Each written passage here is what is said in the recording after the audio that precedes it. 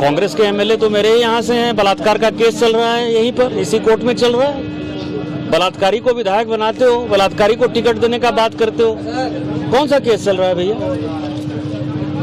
उसने तो ये ओपन प्रूफ थाना जेल जाकर गया है, उसको विधायक दल का उपनेता बनाए हुए।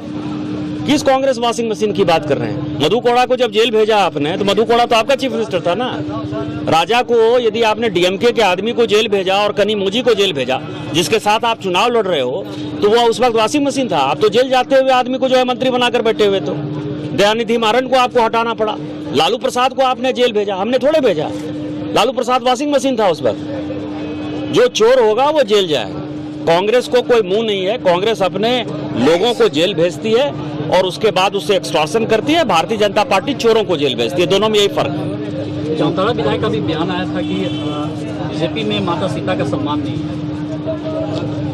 अब जामताड़ा विधायक छोटे भाई हैं, उनके बहुत बात पर उनका दूध भात है। मैंने हमेशा कहा आपको, उनके बात को मैं बहुत सीरियसली नहीं लेता। चलिए, विपक्ष के पास लड़ने के लिए कोई दमदार उम्मीदवार नहीं है।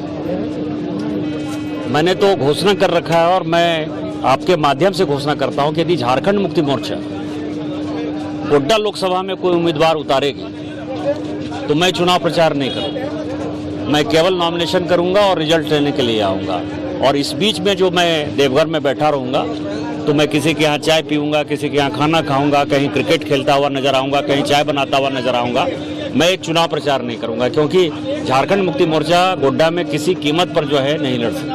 सर, ये तो मान लीजिए कांग्रेस के कोटे में है, तो ऐसा क्यों लग रहा है कि झारखंड मुक्ति मोर्चा भी खड़ा? मुझे जो जानकारी मिल रही है कि उसमें चल रहा है। अब कांग्रेस के कोटे से यदि प्रदीप यादव जी उम्मीदवार होंगे तो भी मैं चुनाव प्रचार नहीं करूंगा, क्योंकि उनको मैं 4 बार पटकनी दे चुका हूं। 5वीं बार क्यों मैं अपना जो है हाथ जलाने के लिए जाऊं?